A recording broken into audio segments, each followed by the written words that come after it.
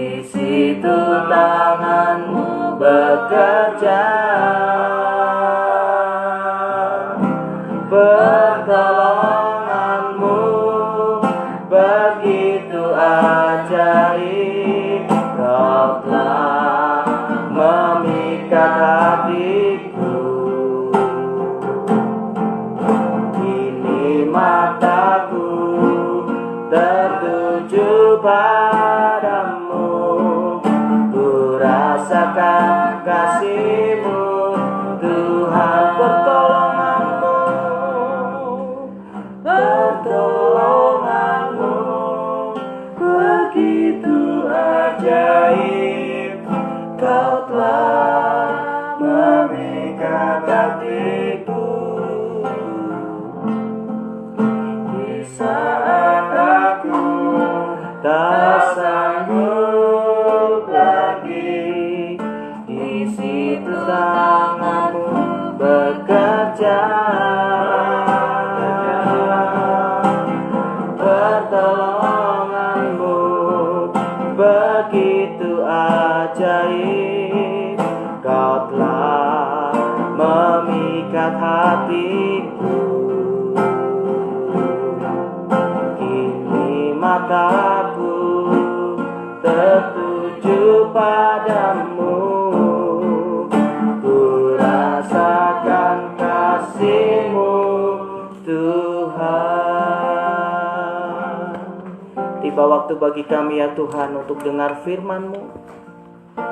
Mari ya Tuhan, siapkan tanah hati kami, tanah hati yang siap untuk dibajak, untuk ditaburi oleh kebenaran firman-Mu.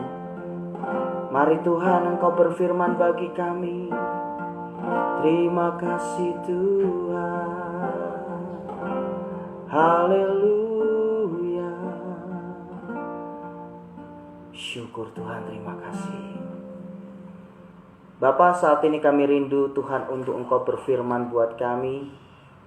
Kami percaya bahwa isi hati-Mu akan disampaikan bagi kami saat ini. Untuk semua yang mendengarkan kebenaran firman-Mu, mereka boleh diberkati. Apapun yang saat ini menjadi pergumulan hidup kami, apapun yang saat ini sedang kami lalui, apapun yang saat ini sedang kami alami, kami percaya ada satu pribadi yang tidak pernah meninggalkan kami. Engkaulah Yesus Sang Juru Selamat, pribadi yang senantiasa setia untuk membimbing kami, untuk senantiasa memberikan kekuatan buat kami. Terima kasih ya Tuhan. Roh Kudus, Engkau ambil alih waktu yang ada, sehingga setiap benih firman yang disampaikan oleh hamba-Mu boleh menjadi berkat buat semua yang mendengarkan. Dalam nama Tuhan Yesus, amin. Baik saudara yang dikasihi Tuhan, minggu yang lalu saya sudah berbicara tentang bagaimana Tuhan mengubah karakter dari seorang pendosa menjadi seorang yang dipakai Tuhan untuk menjadi saksi Kristus. Nah, hari ini saya mau kita sama-sama belajar kebenaran firman Tuhan, yaitu bahwa Tuhan mengizinkan setiap masalah yang kita hadapi, setiap tantangan ujian kehidupan yang kita hadapi itu ada rencana Tuhan yang baik. Mari kita akan lihat firman Tuhan. Saya ambil di dalam Mazmur pasalnya yang ke-119. Mazmur pasal yang ke-119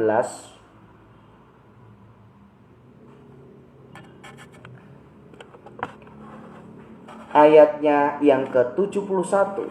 Mazmur pasal 119 ayat yang ke-71. Bahwa aku tertindas itu baik bagiku, supaya aku belajar ketetapan-Mu. Saya ulangi, Mazmur pasal 119 ayat 71.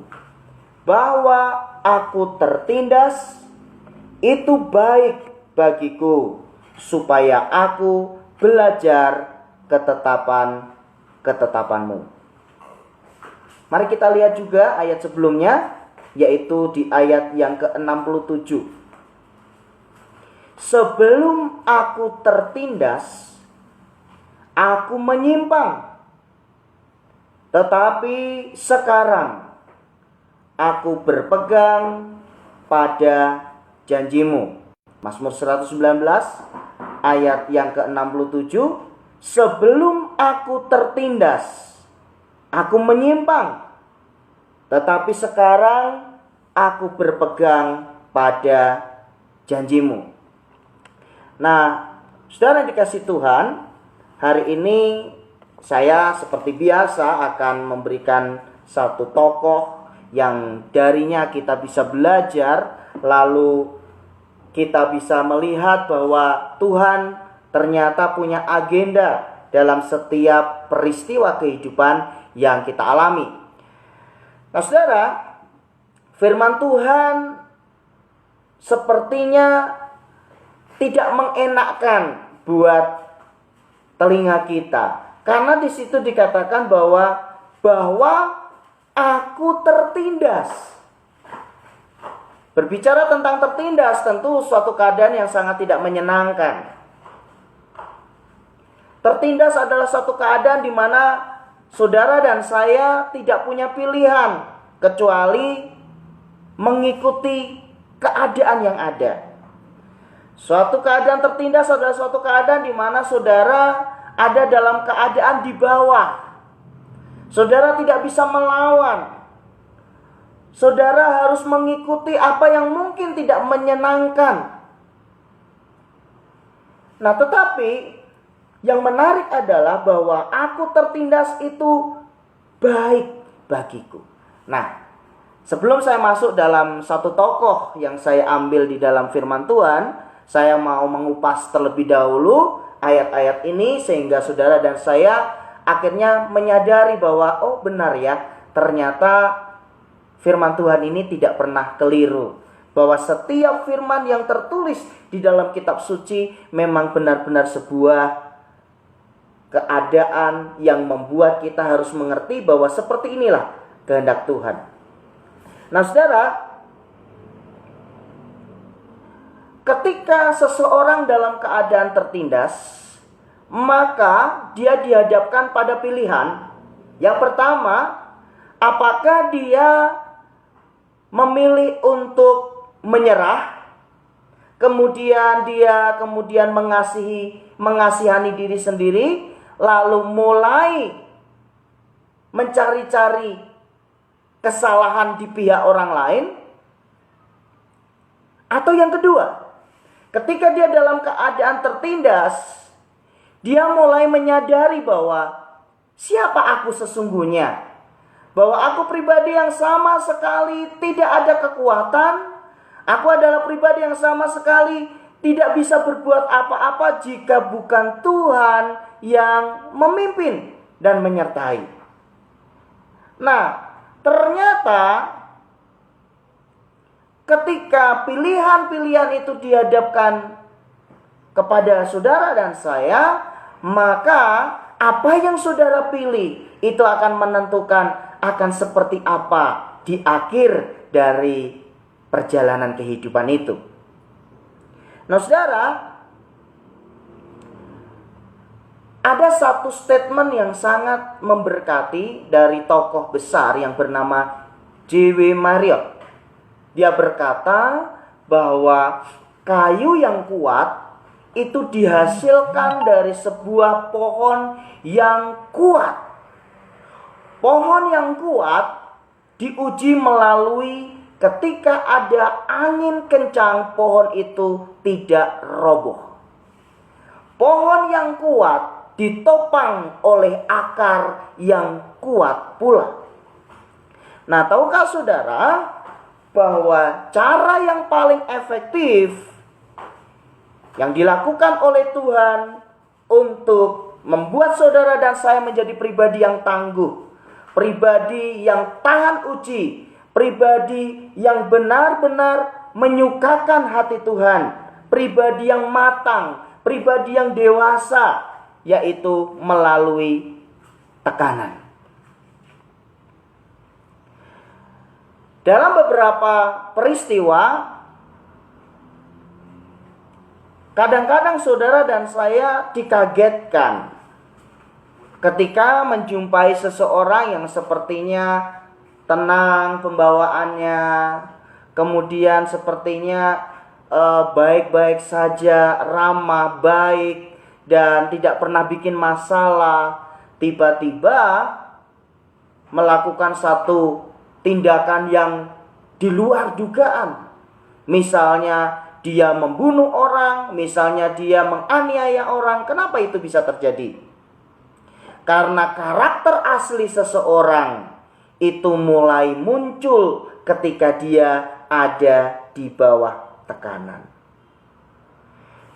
Bapak Ibu yang dikasihi Tuhan, kenapa pemazmur mengatakan bahwa aku tertindas itu baik bagiku? Karena Raja Daud, dia menyadari ada begitu banyak perjalanan dalam kehidupannya, di mana dia bisa melihat Tuhan, dia bisa mengalami Tuhan dalam setiap fase-fase sulit dalam kehidupannya, sehingga dia bisa katakan tertindas itu baik bagiku. Nah saudara, kalau kita mengikuti daging, maka daging kita tentu menghindari yang namanya keadaan tertindas. Daging selalu menghendaki situasi yang menyenangkan, situasi yang nyaman, tetapi itu tidak pernah mendewasakan kita. Justru melalui setiap tantangan demi tantangan, saudara dan saya terlatih untuk menghadapi situasi yang sulit.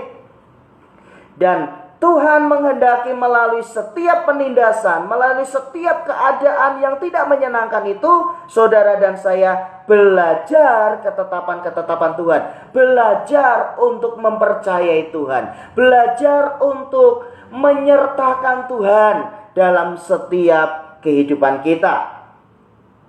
Nah, pemazmur punya pengalaman di ayat yang ke-67. Sebelum aku tertindas, sebelum aku mengalami peristiwa-peristiwa sulit, sebelum aku mengalami kegagalan demi kegagalan, sebelum aku mengalami keadaan di mana aku mengalami ketidakadilan dan lain sebagainya, aku menyimpang. Tetapi sekarang aku berpegang pada janjimu. Jadi melalui setiap peristiwa yang tidak menyenangkan dalam hidup, ternyata maksud Tuhan adalah supaya saudara dan saya menjadi pribadi yang taat. Ada beberapa tokoh memang di dalam Alkitab yang dalam keadaan yang sulit, dalam keadaan tertindas, pada akhirnya dia bisa menemukan Tuhan, dia bisa merasakan penyertaan Tuhan, dan pada akhirnya dia muncul sebagai pemenang. Namun hari ini saya rindu kita sama-sama melihat satu tokoh dari beberapa tokoh Alkitab yang tentu masing-masing punya pengalaman bersama dengan Tuhan. Kali ini saya rindu kita melihat satu tokoh yang cukup terkenal di dalam Perjanjian Lama, yaitu tokoh Yusuf. Nah saudara, saya tentu tidak mungkin untuk membacakan semua peristiwa yang ada di kisah Yusuf ini, tetapi nanti Bapak Ibu bisa membacanya sendiri di rumah. Namun setidaknya saya ingin melalui kisah yang tertulis di dalam mulai dari Kejadian pasal 37 dan seterusnya. Nanti kalau ingin kisahnya lengkap, saudara bisa baca sendiri di rumah masing-masing. Dan kita akan belajar bahwa ternyata dalam setiap peristiwa ada maksud Tuhan yang baik di balik itu semua. Ya, mulai pasal yang ke-37, di situ dijelaskan bahwa kisah Yusuf itu dimulai dari ketika dia berusia 17 tahun. Bulan kemarin putra sulung saya genap berusia 17 tahun. Sehingga ketika saya membaca kisah ini, saya rindu juga anak saya mulai belajar untuk menjalani kehidupan dengan mengikuti apa yang menjadi kehendak Tuhan. Nah, ketika umur 17 tahun, di situ ayat yang kedua dari pasal yang ke-37, inilah riwayat keturunan Yakub. Yusuf tatkala berumur 17 tahun masih muda, biasa menggembalakan kambing domba bersama dengan saudara-saudaranya, anak-anak Bilha dan Silpa, kedua istri ayahnya. Dan Yusuf menyampaikan kepada ayahnya kabar tentang kejahatan saudara-saudaranya. Jadi dalam kisah ini dijelaskan bahwa Yusuf dengan ke-10 saudaranya, karena dia masih punya satu adik lagi, dia menceritakan bahwa saudara-saudaranya itu bersikap sangat tidak menyenangkan kepada orang tuanya. Nah, kenapa sih sampai ke-10 kakak-kakak Yusuf ini dia tidak suka kepada Yusuf? Ternyata ada penyebabnya. Di ayat yang ketiga pasal 37, Israel atau Yakub lebih mengasihi Yusuf dari semua anaknya yang lain, sebab Yusuf itulah anaknya yang lahir pada masa tuanya. Ia menyuruh membuat jubah yang maha indah bagi dia. Setelah dilihat oleh saudara-saudaranya bahwa ayahnya lebih mengasihi Yusuf daripada saudara-saudaranya, maka bencilah mereka itu kepadanya dan tidak mau menyapanya dengan ramah. Saudara,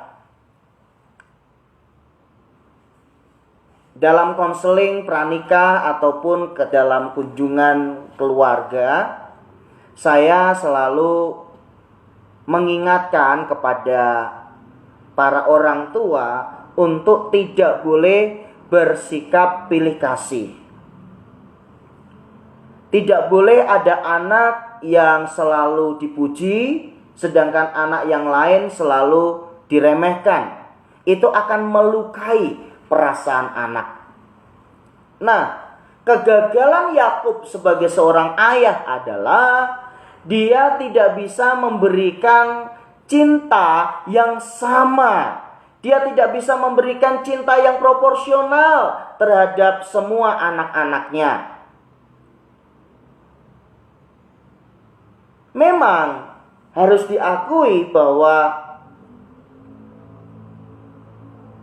Yusuf lebih disayang daripada saudara-saudaranya yang lain. Dengan demikian, itu membuat kecemburuan di hati kakak-kakaknya.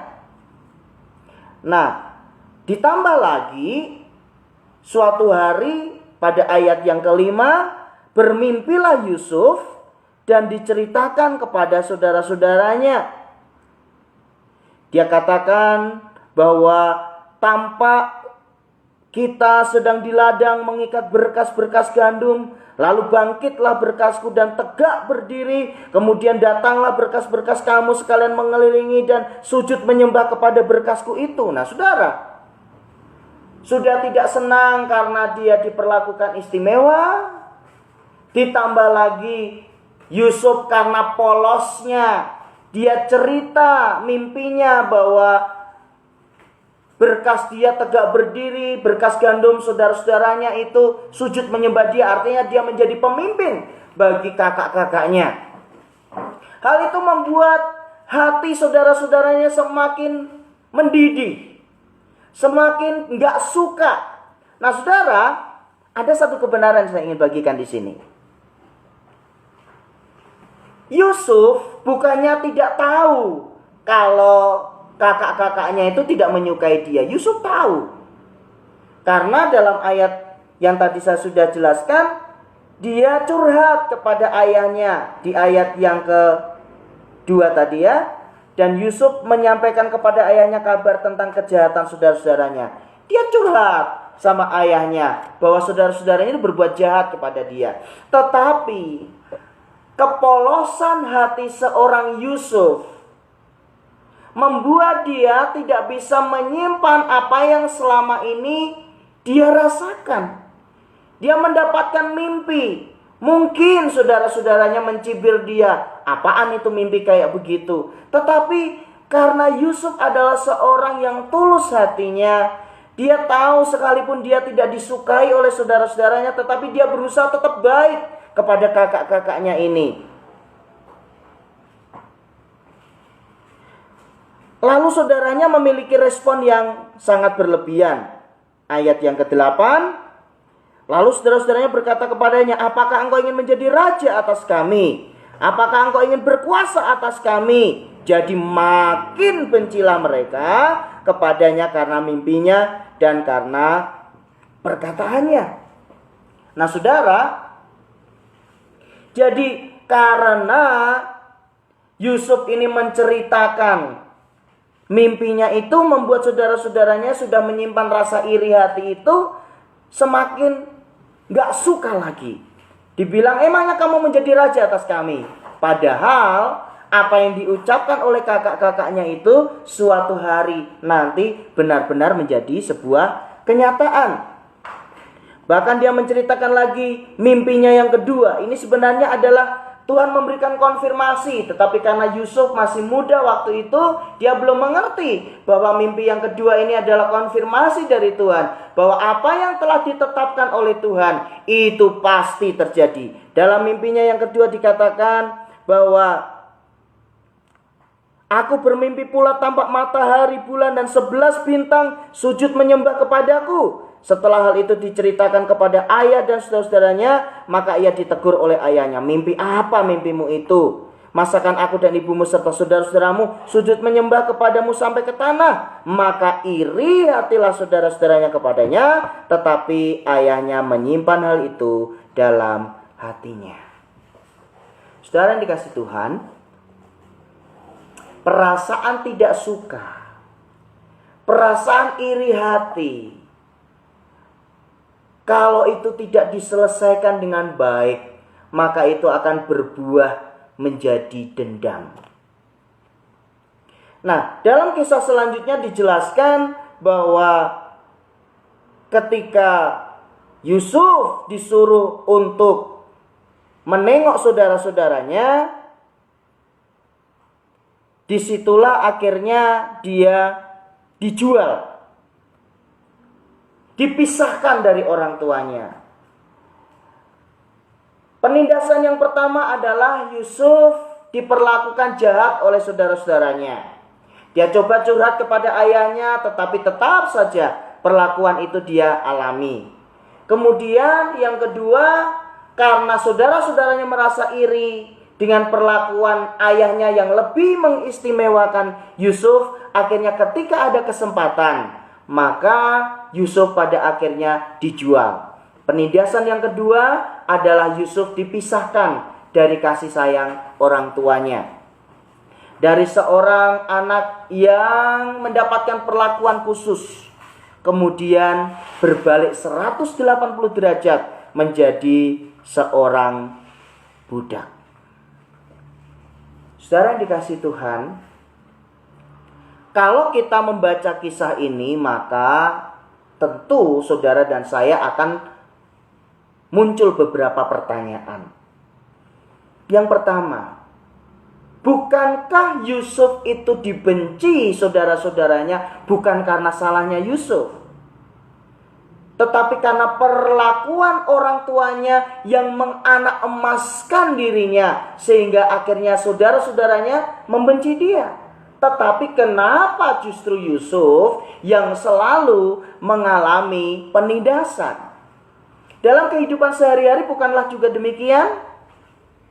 Kadangkala kita mengalami penderitaan bukan karena kesalahan kita. Kita mengalami masalah bukan karena saudara dan saya yang melakukannya. Tetapi ada satu peristiwa sebagai sebab akibat, sehingga akhirnya saudara harus menanggung sesuatu yang sebenarnya bukan kesalahan saudara. Pemirsa yang dikasihi oleh Tuhan Yesus Kristus, kalau saat ini saudara sedang dalam keadaan seperti itu, saudara tidak melakukan kesalahan, tetapi saudara harus menanggung penindasan, maka saudara bukan orang yang mengalaminya sendiri. Ratusan ribu tahun yang lalu, seorang tokoh besar bernama Yusuf juga mengalami hal yang sama. Dia dipisahkan oleh saudara-saudaranya yang membenci dia, tetapi itu tidak masalah bagi dia. Tetapi yang membuat hatinya itu menderita adalah ketika dia dipisahkan dari kasih sayang seorang ayah. Dari seorang yang disayang menjadi seorang budak. Tentu ini hal yang tidak menyenangkan. Nah, pada waktu dia hendak dijual itu pun sempat saudara-saudaranya berniat untuk membunuh dia. Tetapi akhirnya dia diselamatkan oleh kakaknya yang tertua. Dan akhirnya dia dijual sebagai seorang budak. Nah saudara, apa bedanya budak dengan pembantu?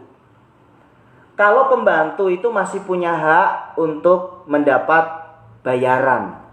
Kalau pembantu misalnya dia dianiaya, dia masih bisa lapor ke polisi, lalu majikannya bisa dihukum. Tetapi kalau yang namanya budak, dia kehilangan segala-galanya. Bahkan hak hidupnya pun ada di tangan tuannya. Sesuatu keadaan yang sangat tragis tentunya. Inilah yang dialami oleh Yusuf. Nah, ketika dia menjadi budak pun, ternyata Tuhan yang sangat sayang kepada Yusuf ini tidak pernah meninggalkan dia. Ada penghiburan yang diberikan oleh Tuhan kepada Yusuf. Apa itu penghiburannya? Kalau kita lompat pada pasal yang ke-39 dari kitab Kejadian, maka di situ dikatakan pada ayat yang kedua, tetapi Tuhan menyertai Yusuf sehingga ia menjadi seorang yang selalu, bukan kadang-kadang, bukan kebanyakan, tetapi Alkitab mengatakan orang yang selalu berhasil dalam pekerjaannya. Wah, ini menarik sekali saudara. Buat saudara-saudara Yusuf, abang-abang Yusuf, kakak-kakak Yusuf, mereka berpikir dengan dijualnya Yusuf, maka habis. Tidak ada lagi nama Yusuf di benak mereka. Seorang yang biasa dimanja, seorang yang biasa mendapatkan fasilitas, tiba-tiba dibuang jauh dari orang yang bisa membela, habis.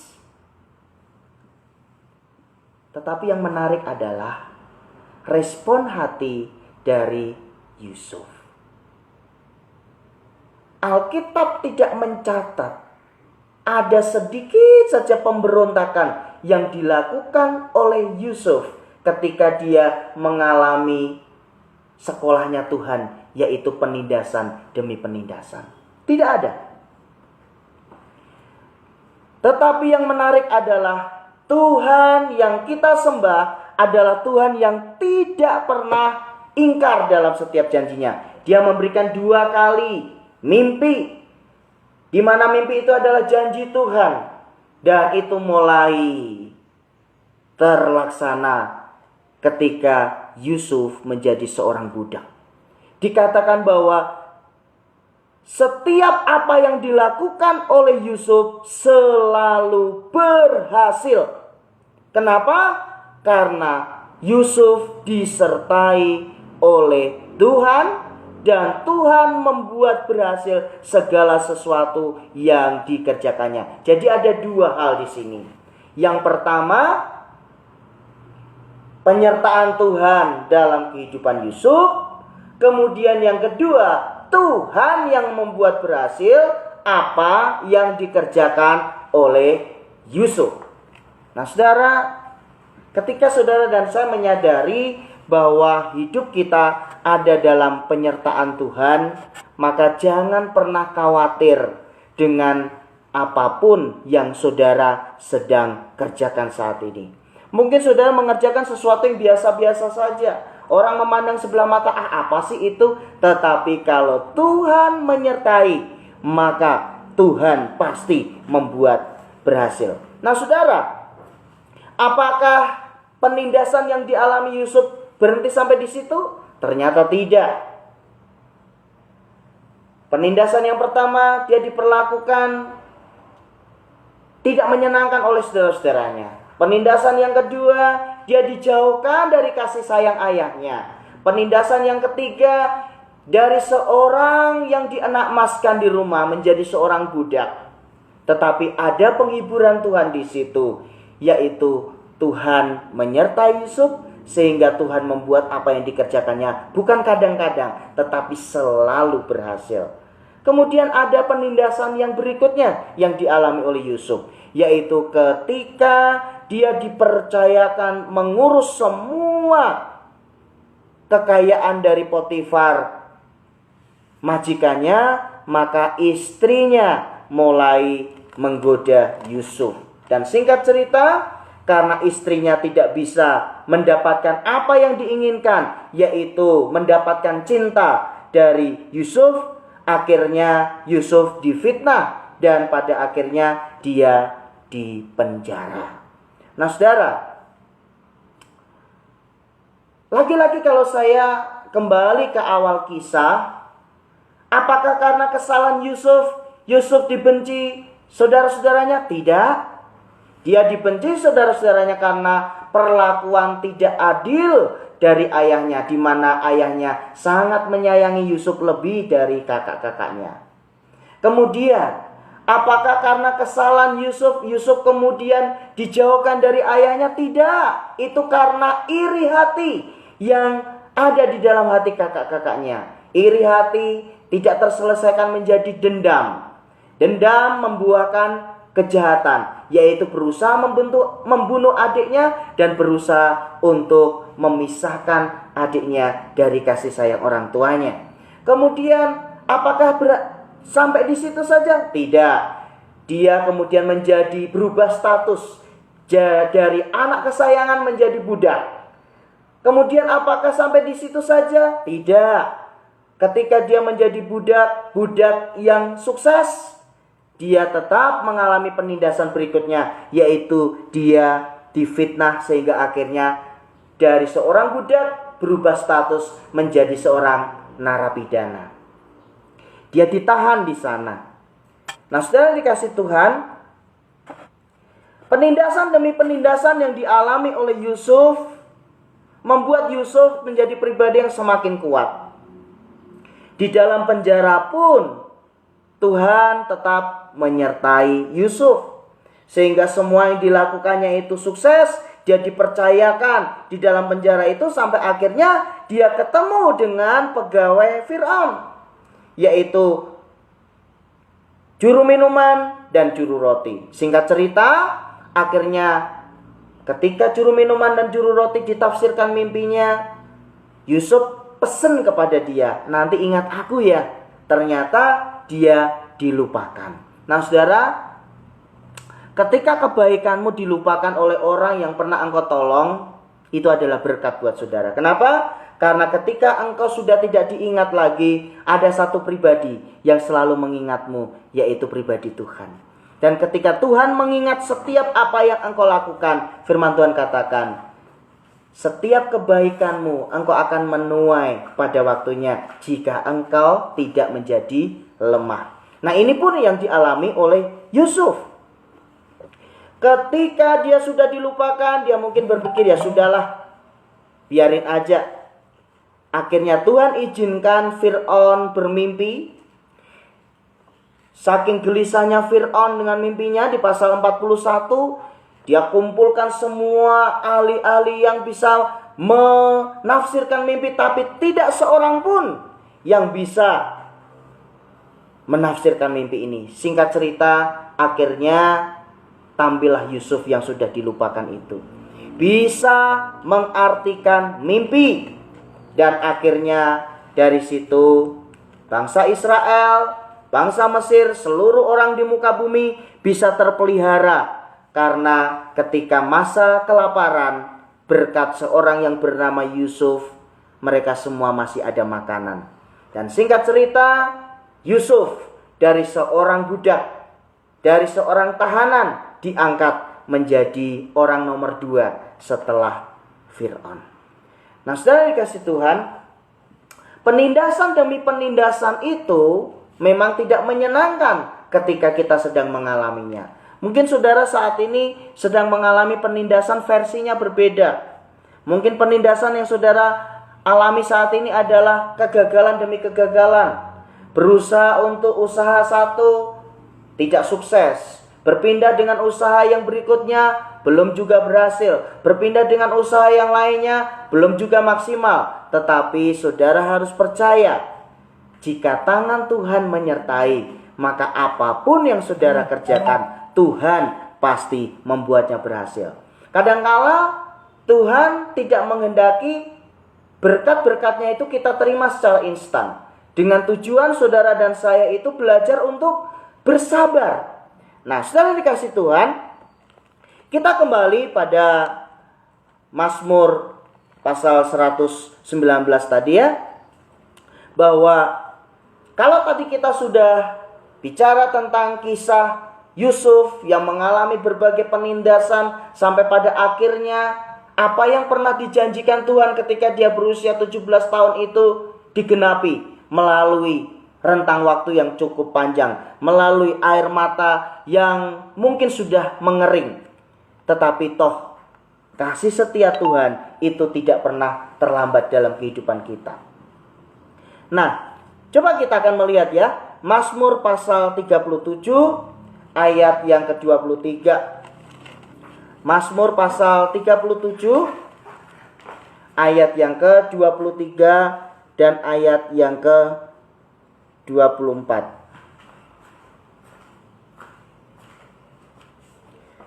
Tadi lagu yang kita nyanyikan di pujian ya.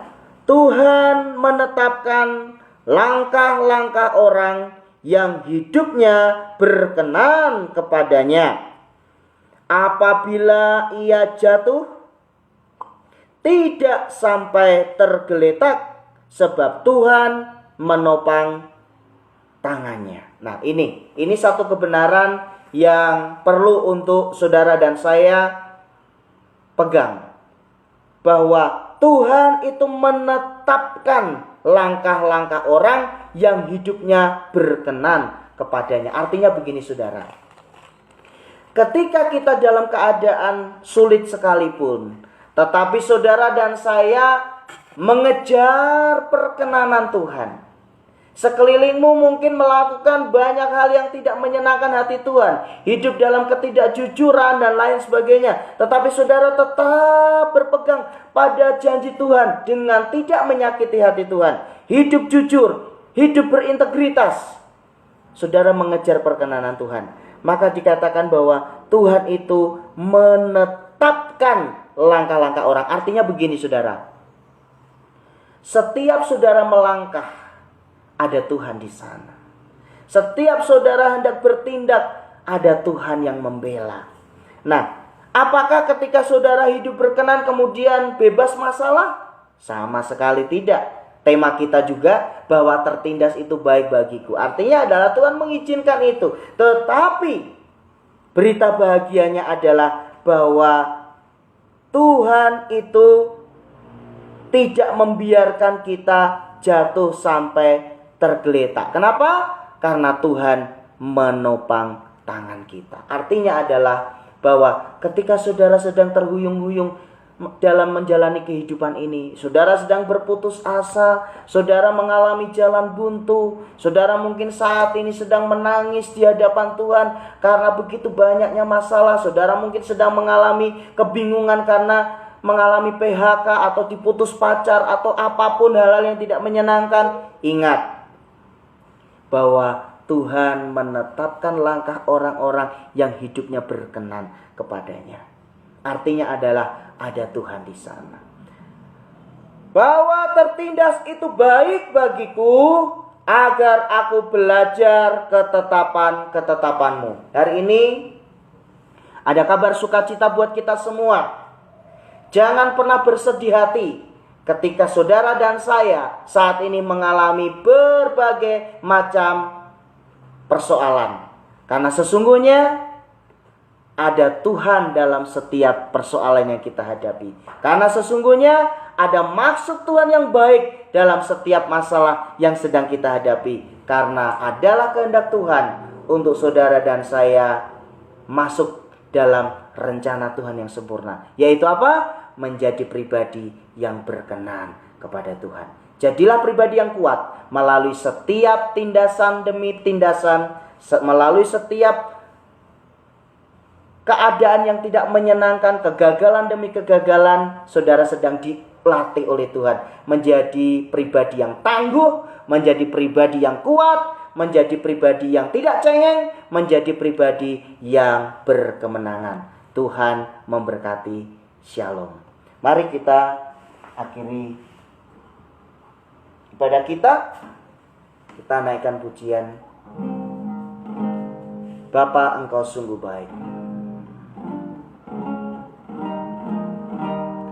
Ku naikkan syukurku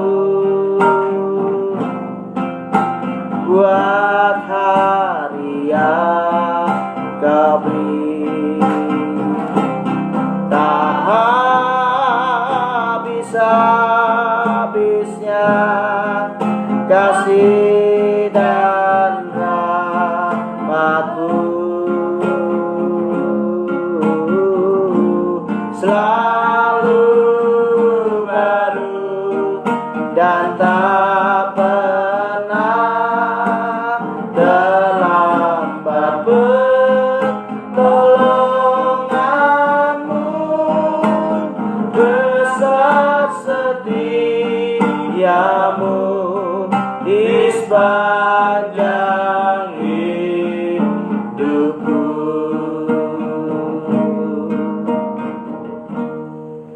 Mari kita berdoa, saudaraku yang dikasihi Tuhan. Apapun yang saat ini sedang kita alami, percayalah ada pribadi